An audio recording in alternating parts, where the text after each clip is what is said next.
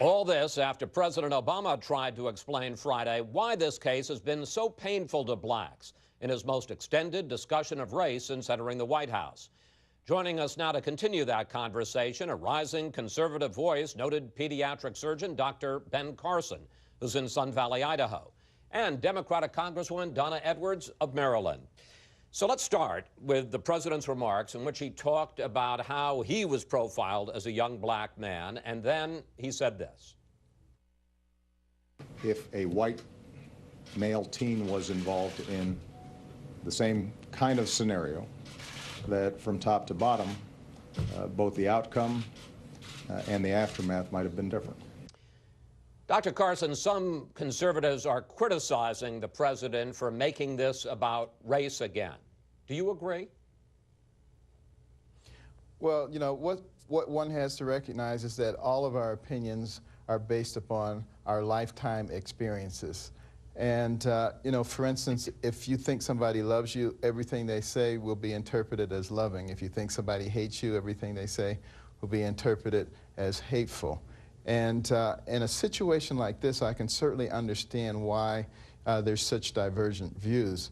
And I understand why there's a lot of outrage. You have a situation where you have a young black male walking home, not doing anything incorrect, and he ends up killed, and nobody suffers any consequences.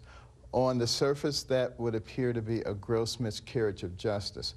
However, one also has to integrate into that the fact that we have a legal system in which we appoint jurors, in which they have access to all of the facts. We don't have access to all of the facts, and in which they then make a judgment. It's not a perfect system, but it's the best system that we have. We have to decide whether we're willing to live with that or not. Let me bring Congresswoman Edwards into this discussion. There was no evidence that in the FBI investigation beforehand or in the trial, no evidence that George Zimmerman killed Trayvon Martin because he was black. So was it constructive for the president to talk so much about race? I think it was. I mean, I think when I talk to my son who's 24 and to his peers, what they say is that the president gave them their voice for their experiences. And, you know, as the president described, whether it's being followed around in a, you know, in a store or clutching bags in an elevator, those are experiences that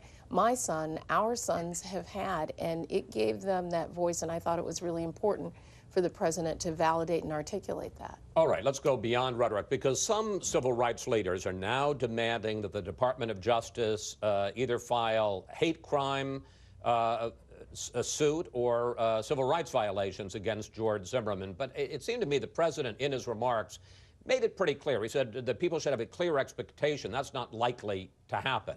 Does that disappoint you, Congresswoman Edwards? Well, I think that both Attorney General Holder and the President have indicated the limitations of federal law. And although there is an open investigation, the Attorney General has said this, I actually have an expectation that it will be a thorough investigation, but there are limitations of federal law. It doesn't mean that there aren't things, as the President has said, that we shouldn't do, whether that is about law enforcement training, it's about people organizing to change state laws, and the things that we can do on a federal level to make sure that all of our young Trayvons have justice. But if, after an investigation, Eric Holder, the Attorney General, says we can't bring federal action either on hate crime or civil rights violation, you'll accept that? I think in the same way that people said that we wanted to make sure that there was justice in the justice system and that those charges be pursued in Florida. That happened, a jury verdict happened. We might be disappointed with it, but it did, and the same thing will be true of a Justice Department investigation. And I think, as you saw in the peaceful demonstrations, hundreds of them yesterday, it's really clear that people want not only want justice, but they want change. Congresswoman Edwards, one more question. I'm going to bring Dr. Carson back into the conversation. Some of your colleagues in the Congressional Black Caucus say that they are supporting the Reverend Jesse Jackson's call, or at least threat, of an economic boycott against Florida, which he calls an, quote, apartheid state for its passage of stand your ground laws. Do you support Jackson's rhetoric and his possible call for an economic boycott of Florida? I actually haven't examined that, to be quite honest with you, and I think that, you know, many of us understand that sometimes when we call for those kind of economic boycotts, the impact on some of our communities could be really tremendous, and so I want to examine that first, and I don't think that there's been a unanimous call within the Congressional Black Caucus. In fact, we haven't even discussed that in the Congressional Black Caucus, to my knowledge. Dr. Carson, it turns out that, in fact, in Florida, blacks have made 1/3 of the claims under Stand Your Ground in homicide cases. They were involved in double their representation in the population of Florida. On both that question of Stand Your Ground and also all the other demands that civil rights leaders are making about hate crime or civil rights violations, what do you think of those calls? Well, you know, I think that we have a tendency to overemphasize superficial aspects of people. You know, I was asked once by an NPR reporter why I don't talk about race that often. And I said it's because I'm a neurosurgeon. And she looked at me quite quizzically. And I said, you see, when I take someone to the operating room and I peel down the scalp and take off the bone flap and open the dura, I'm operating on the thing that makes that person who they are. It's not the covering that makes them who they are. It's the brain who makes them who they are. And that's what Martin Luther King was talking about when he said, let's talk about the content of one's character rather than the superficial characteristics. We need to tone down this rhetoric. Those of us in leadership positions need to be looking for things that we can take out of this situation that will be helpful, not things that inflame the situation. That doesn't mean that we shouldn't look carefully at all of our laws. We shouldn't look carefully at this verdict and at this outcome. Make sure that everything has been done correctly, the I's have been dotted, the T's have been crossed. But let's tone down the rhetoric and recognize that we, the people, are not each other's enemies.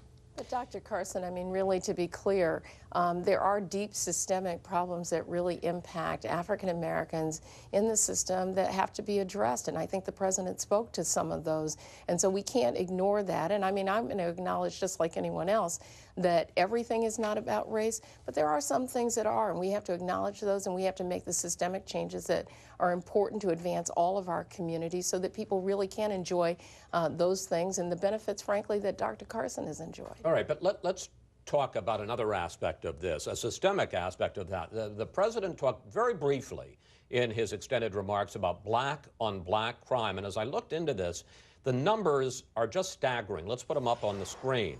African Americans make up 13% rather, of the population.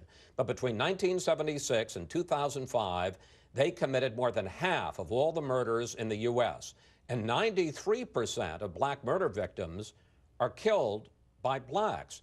Congresswoman Edwards, should the African American community be focusing on that, the black-on-black crime, the carnage in our inner cities, and not on George Zimmerman? Well, let me tell you, to be clear, when we're focused on addressing issues of poverty, when we're focused on improving our education system, when we're focused on changing gun laws because there's such a rampant availability of guns in our inner cities, and we have no inner city agenda in this country, that's focusing on those statistics that you just talked about. But when you have people demanding, let's go after George Zimmerman, let's hate crimes, economic boycotts of Florida, that isn't talking about the real problems in the inner city. Well, I'm just going to say to you, because there have been some calls for those kind of actions, it doesn't mean we're not, sort of one-trick ponies. We're able to focus on a range of different things. And if you just look, even in this last 2 weeks in the Congress, the debate in the Congress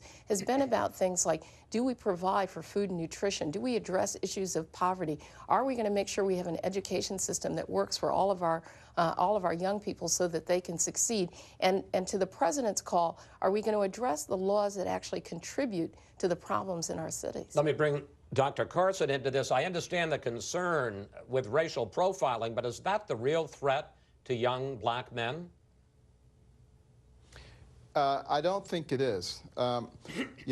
Obviously, I grew up in the inner city and had an opportunity to experience a lot of the problems that were there.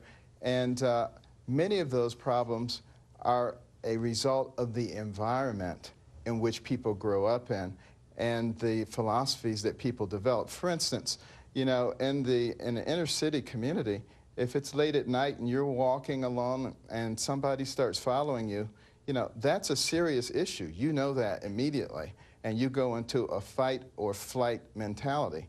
That may not happen, you know, walking in a gated community in, you know, Palm Springs. Dr. So, Carson, you know, it depends young a lot. men and my son and young men tell me all excuse the me, time if I could finish, I would they're appreciate profiled. that. May I finish my comment and then? Well, I just want to say, Dr. Carson, you really cannot ignore the fact that our young black men, in fact, are profiled. I have a young man who works for me.